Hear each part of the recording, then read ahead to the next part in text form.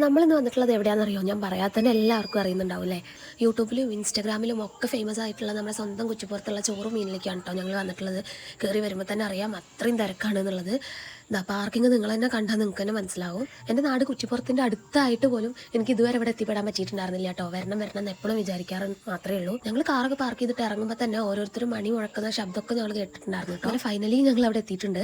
അങ്ങനെ ഞങ്ങൾ ഇരുന്നു. അപ്പോൾ ഇത്ര ഐറ്റംസ് ആണ് കേട്ടോ ഞങ്ങൾക്ക് കഴിക്കാൻ വേണ്ടിയിട്ട് തന്നിട്ടുണ്ടായിരുന്നു. സാമ്പാർ ഉണ്ടായിരുന്നു, മാങ്ങ കൂട്ടാണ്ടായിരുന്നു. പിന്നെ ഞങ്ങൾ പറഞ്ഞിട്ടുള്ള മീൻ എന്താണെന്ന് വെച്ചിട്ടുണ്ടെങ്കിൽ ആവോലി ആയിരുന്നു കേട്ടോ. നമുക്ക് ഈ കാളാഞ്ചി ഒന്നും കിട്ടിയിട്ടുണ്ടായിരുന്നില്ല.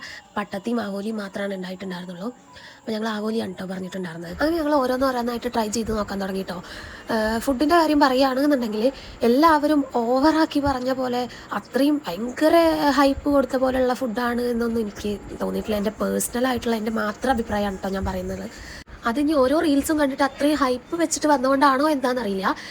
ഓക്കെ ആയിരുന്നു ഭക്ഷണം, ടേസ്റ്റും കാര്യങ്ങളൊക്കെ ഉണ്ടായിരുന്നു, മോശമെന്നല്ല ഞാൻ പറഞ്ഞത്. പക്ഷേ നമ്മൾ അത്രയും ഹൈപ്പ് കൊടുത്ത പോലെ അങ്ങനെ ഫിഷിൻ്റെ മസാലയൊക്കെ ഒരു ചെറിയ കയ്പ്പ് ടേസ്റ്റൊക്കെ ഫീൽ ചെയ്തതായിട്ട് തോന്നി. ചിലപ്പോൾ നിങ്ങൾ ആരെങ്കിലും ഈ വീഡിയോ കണ്ടു കഴിഞ്ഞാൽ എന്തെങ്കിലും നെഗറ്റീവ് പറയുന്നത് എനിക്കറിയാം. എനിവേ ഞങ്ങൾ ഫുഡൊക്കെ കഴിച്ചിട്ട് അവിടെ നിന്ന് ഇറങ്ങി. അപ്പം എന്നേക്ക് ഇത്രേ ഉള്ളൂ.